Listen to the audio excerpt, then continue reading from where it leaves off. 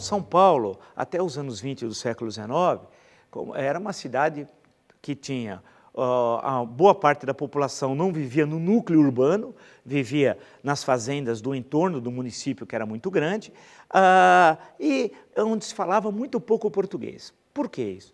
Quando é proposto a criação de uma academia de direito, que é a primeira, uma em Olinda e outra no norte, e outra no sul, em São Paulo, vários deputados no parlamento brasileiro disseram assim, mas como é possível criar uma academia de direito num local que sequer fala o português? Claro que vai ter depois um debate parlamentar e tal, e é criada a academia de direito aqui.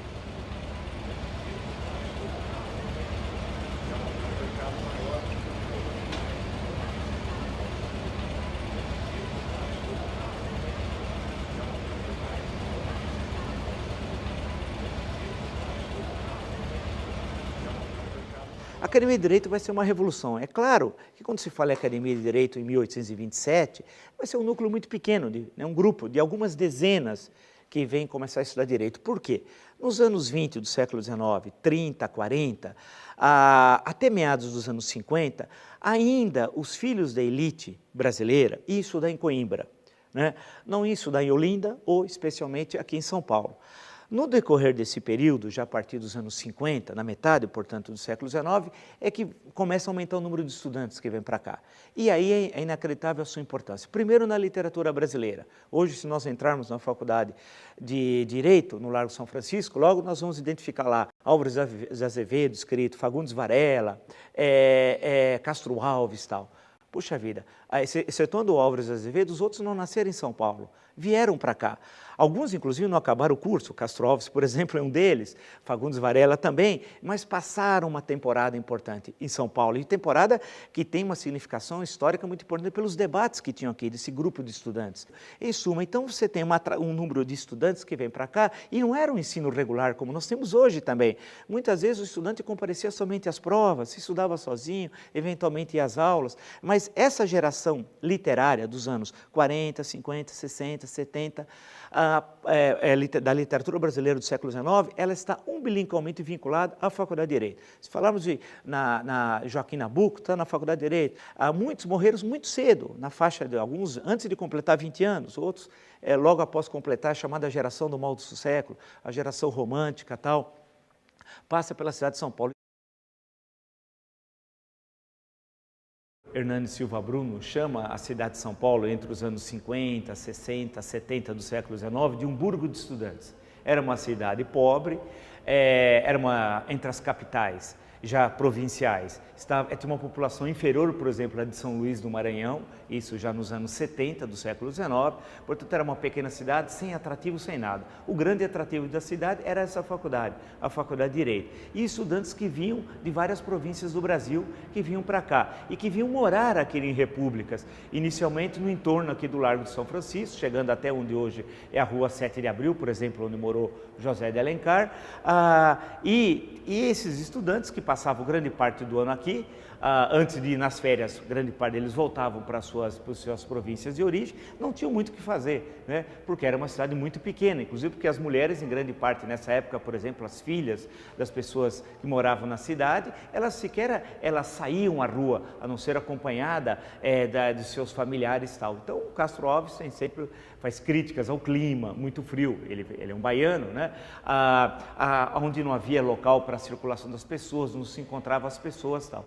Castro Alves era considerado uma pessoa bonita, jovem, loquaz, falava muito bem, vivia com uma atriz portuguesa, Eugênia Câmara, inclusive aqui em São Paulo, que era considerado um escândalo à época.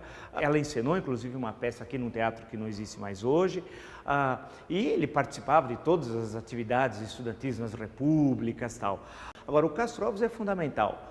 Castro Alves morou em um ano aqui. Ele acaba se acidentando numa chácara no Brás, próximo aqui ao Largo de São Francisco, no pé, que vai levar, inclusive, à sua morte e depois os problemas derivados desse acidente que a espingarda acaba acionando e ele acaba ferindo o pé. Ele passou pela escola, não era muito de frequentar os bancos escolares, assistia algumas aulas e tal, mas aqui ele escreveu, por exemplo, uma das suas poesias, se não a poesia mais conhecida, que é o Navio Negreiro, que é antes de nascer o abolicionismo, Castro Alves já era um abolicionista, né? E é aqui que ele declama pela primeira vez, em 1868, numa grande cerimônia, numa geração que é bom lembrar que ele estuda com Rui Barbosa, estuda com Joaquim Nabuco, estuda com Rodrigues Alves. Olha que geração brilhante estava aqui no final dos anos 60, onde ele declama o Navio Negreiro.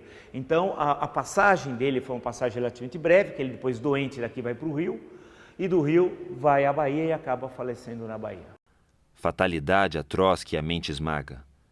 Extingue nesta hora o brigue imundo, o trilho que Colombo abriu nas vagas, como um íris no pélago profundo. Mas é infâmia demais. Da etérea plaga, levantai-vos, heróis do novo mundo. Andrada, arranca esse pendão dos ares. Colombo, fecha a porta dos teus mares. Navio Negreiro, Castro Alves. A participação nos acontecimentos de 1868 é uma das gerações mais importantes de estudantes aqui da universidade, inclusive que vai recepcionar um célebre professor dessa universidade, que era ministro, tinha deixado de ser ministro do Império, que é o José Bonifácio Moço, que é sobrinho neto do patriarca, do José Bonifácio. Foi um dos professores, era considerado o grande orador do segundo reinado nesse momento e professor dessa geração. Inclusive uma estátua que há hoje aqui na entrada dessa faculdade, de José Bonifácio Moço, era uma estátua que existia aqui no Largo São Francisco, que foi a primeira estátua pública de São Paulo, inaugurada já na República, em 1891. Portanto, essa faculdade sempre teve essa vinculação dos professores e dos estudantes com a vida literária, a vida jurídica e com a vida política do Brasil.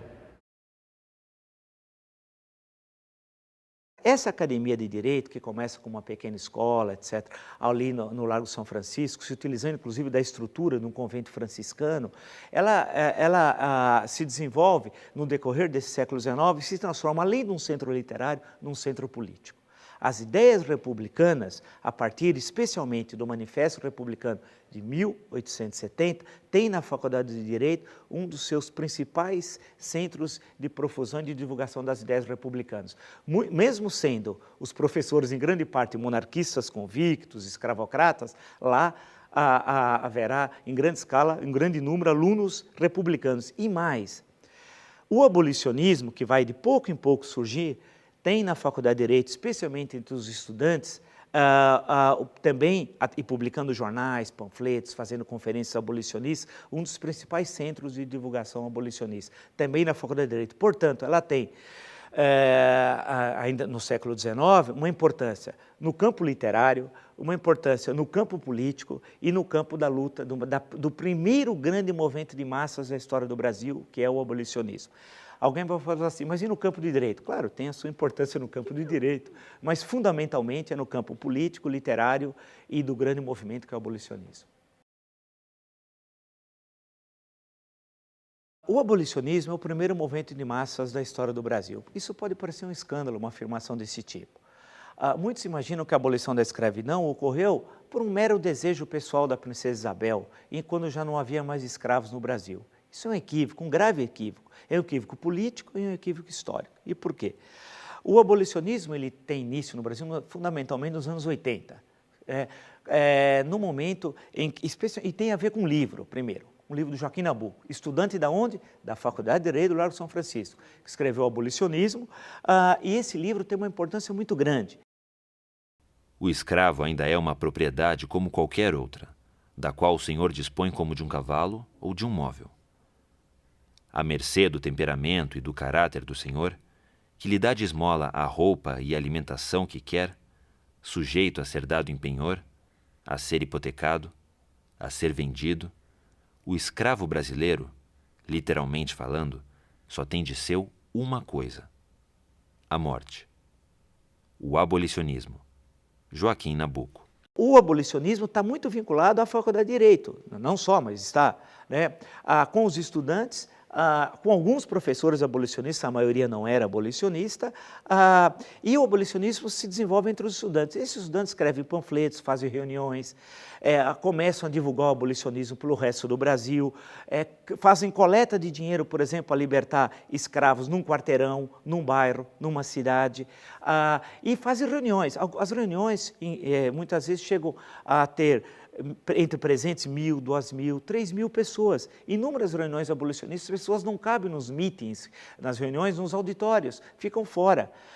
Esse movimento que cresce se transforma num grande movimento popular. E esses líderes abolicionistas percorrem o Brasil. Luiz Gama é uma figura fundamental no pré-abolicionismo, né? Ou seja, um negro que não era um bacharel em direito, não se formou em direito, mas era um rábula. A rábula era alguém que exercia as funções de advogado sem ter o diploma de bacharel. Nós tivemos vários rábulas no século XIX, Antônio Conselheiro foi um deles, no Ceará, e aqui é o papel do Luiz Gama, e o Luiz Gama vai colocar a sua vida em defesa dos escravos. Se utilizando de instrumentos legais existentes na legislação brasileira, conseguiu a libertação de dezenas de escravos que não podiam legalmente ser escravos, porque pela própria idade. Porque é importante lembrar que o governo brasileiro assinou diversos tratados antes de abolir a escravidão, que é só em 1888, e não cumpria esses tratados. O Luiz Gama vai se utilizar desses artifícios legais para libertar dezenas e dezenas de escravos. Vai ter uma relação de amizade muito próxima com José Bonifácio Moço, professor dessa faculdade, deputado e posteriormente senador do Império e tal. E vai ser um célebre pré-abolicionista, vai ter uma influência muito grande entre jovens estudantes dessa faculdade, especialmente a figura do Raul Pompeia, que quando morre Luiz Gama, escreve um texto célebre, que é o enterro do Luiz Gama, que morava no Brás, e esse enterro que sai do Brás e vai até o primeiro cemitério da cidade de São Paulo, que é o cemitério da Consolação. Bem, nós estamos aqui no túmulo do Luiz Gama. Luiz Gama morreu em agosto de 1882, foi enterrado no dia 24 de agosto, no cemitério da Consolação, aqui em São Paulo, num local distante, inclusive, do centro da cidade, à época. Ele morava no Brás e o enterro veio do Brás até aqui o cemitério da Consolação. Foi considerada, à época, a maior manifestação pública de São Paulo. Milhares de pessoas seguiram o féretro do Brás até chegar aqui à Consolação, e o Luiz Gama tem uma biografia identificada com o abolicionismo. Chega a São Paulo, consegue a sua própria liberdade, é um advogado dos escravos, consegue libertar dezenas e dezenas de escravos e tem uma participação fundamental no início da história do abolicionismo na então província de São Paulo. A cidade estava triste. Inúmeras lojas tinham as portas fechadas em manifestação de pesar. As bandeiras das sociedades musicais e beneficentes da capital pendiam a meio mastro. Apinhava-se o povo nos lugares por onde devia passar o enterro. Às janelas, acotovelavam-se as famílias. Em alguns pontos, viam-se pessoas chorando. Ia sepultar-se o amigo de todos. Nunca houve coisa igual em São Paulo, dizia-se pelas esquinas. E o nome de Luiz Gama, coberto de bênçãos, corria de boca em boca. No posto de honra das alças do esquife, sucedia-se toda a população de São Paulo. Todas as classes representavam-se ali.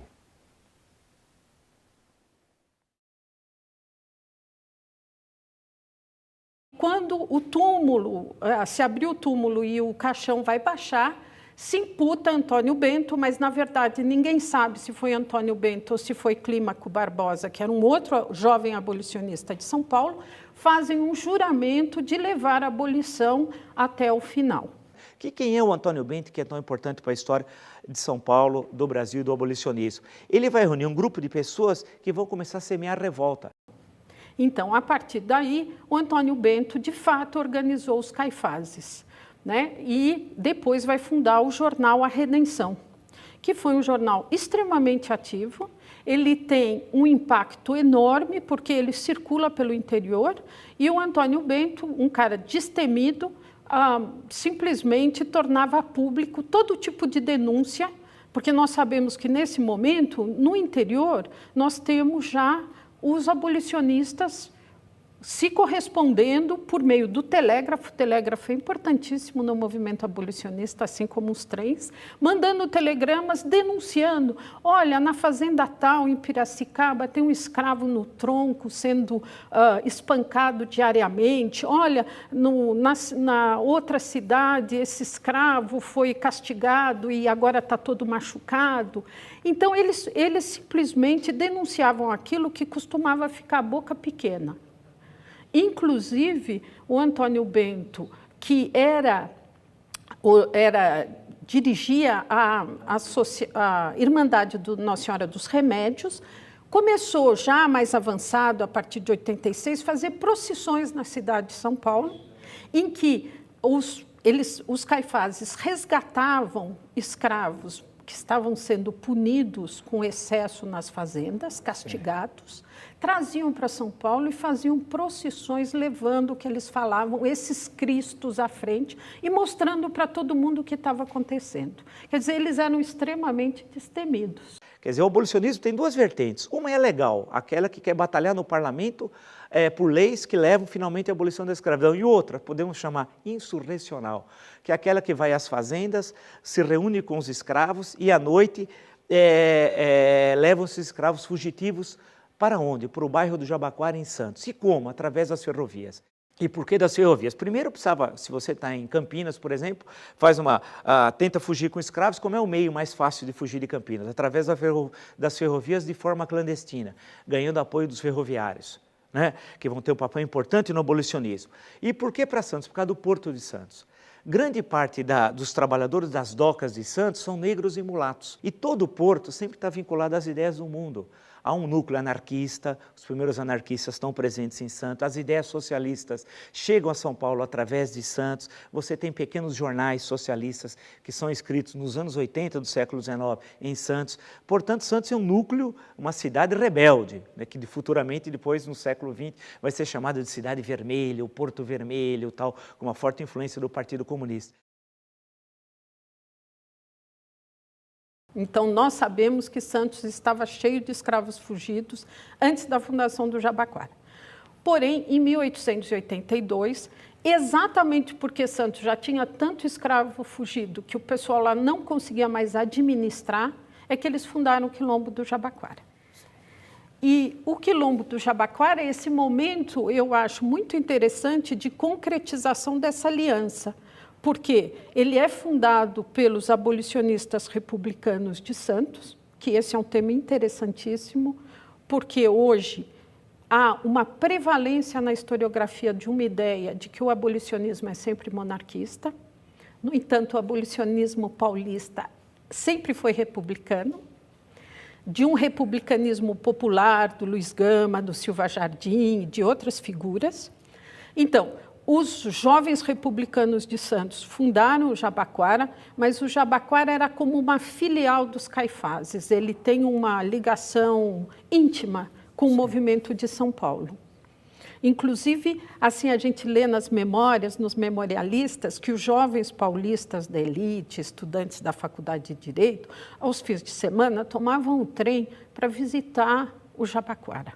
E são centenas de escravos que fogem das fazendas cafeiras, fundamentalmente, para o Quilombo do Jabaquara. Tal. E aí o papel do Antônio Bento é fundamental. E, ao mesmo tempo, o abolicionismo tem essa vertente, escrevendo livros, panfletos, fazendo conferências, fazendo, por exemplo, conferências musicais, atividades musicais para arrecadar dinheiro, para libertar escravos, e transforma a escravidão em um opróbrio, numa coisa nojenta, algo que você não tem mais legitimidade social.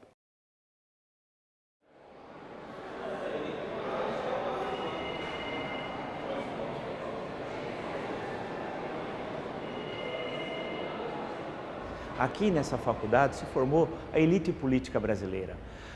Toda a elite, se nós pensarmos os principais políticos, especialmente da última parte do segundo reinado, né, durante a monarquia, portanto, estudaram aqui. Se nós pensarmos em republicanismo, dos primeiros grandes republicanos, da fase da propaganda a partir do Manifesto de 1870, grande parte desses republicanos também estudaram aqui nessa escola. Quintino Bocaiúva, Joaquim Nabuco, Rui Barbosa, por exemplo. Aí vamos passar os republicanos, Campos Sales, Prudente de Moraes. Um que era monarquista e vira republicano após o 15 de novembro, o Rodrigues Alves. Portanto, no século XIX, ela tem um papel que é fundamental na formação dessa elite política, numa formação de um pensamento político brasileiro. Portanto, é uma escola que vincula a ação da formação do bacharel do direito com as lutas políticas que o Brasil travava no final do Segundo Reinado e início da República.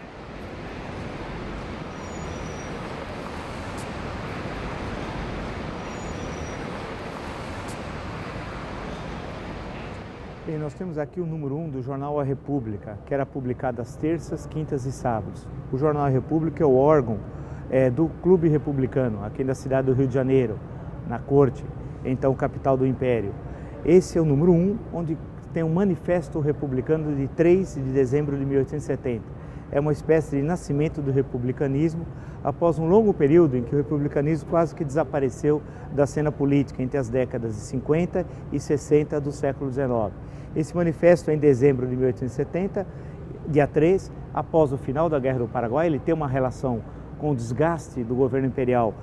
A guerra foi muito cara, termina a guerra, no final do ano sai esse manifesto, do qual vários paulistas republicanos assinam esse manifesto, que foi divulgado na corte aqui na cidade do Rio de Janeiro, no dia 3 de dezembro de 1870, e nesse órgão, foi o primeiro órgão republicano regular editado aqui na capital do Império, que é o jornal A República. Nesse manifesto há toda uma leitura republicana da história do Brasil. Há uma discussão sobre uma exposição de motivos, há uma análise republicana da história desde o século XVI, há uma discussão contemporânea sobre a República, para finalmente concluir o texto defendendo a federação. É fundamental lembrar que o republicanismo brasileiro, e esse texto já realça a importância da federação, que vai ser adotada pela Constituição de 1891, e na conclusão do manifesto, do longo manifesto, diz que, em tais condições, pode o Brasil considerar-se um país isolado, não só no seio da América, mas no seio do mundo. O nosso esforço dirige-se a suprimir esse estado de coisas, pondo-nos em contato fraternal com todos os povos e em solidariedade democrática com o continente de que fazemos parte. Após a conclusão do manifesto, vem a lista de assinatura, entre as quais está o Rangel Pestana, que depois vai participar da fundação do Diário Popular e da província de São Paulo. A Convenção de Itu, realizada em 1873, 3 anos após, portanto, da divulgação do Manifesto Republicano de 1870.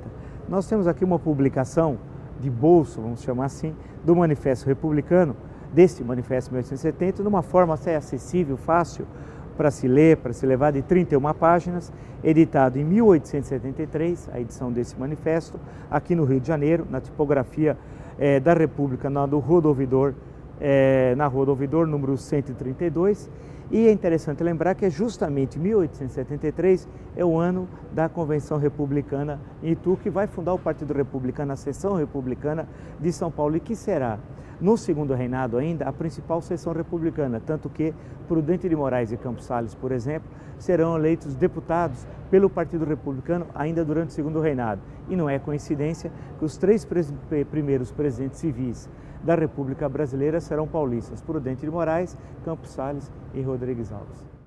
É importante destacar que o Manifesto Republicano defende a organização federal, é o federalismo, mas omite uma questão social e política fundamental na época. Qual? A questão da escravidão.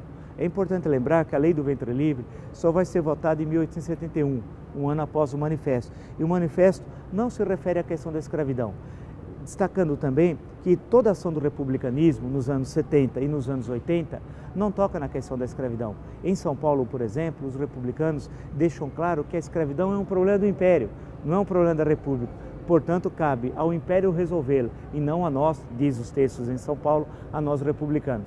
Essa é uma estratégia para ganhar apoio entre os fazendeiros de café, fazendeiros esses que tinham como principal mão de obra, no caso de São Paulo, de forma muito clara, a mão de obra escrava. O imigrante só vai chegar às vésperas da abolição.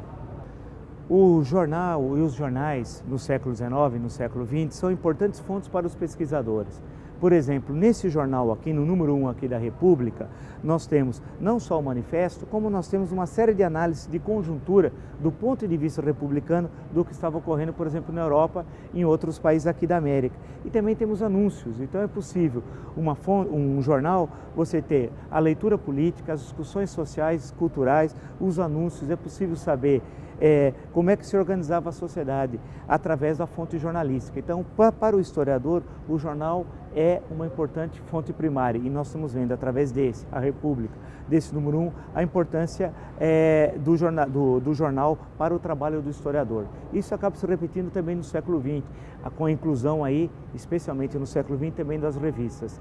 Então, das fontes impressas, além dos documentos oficiais, dos panfletos, os jornais e revistas são fontes que os historiadores acabam trabalhando.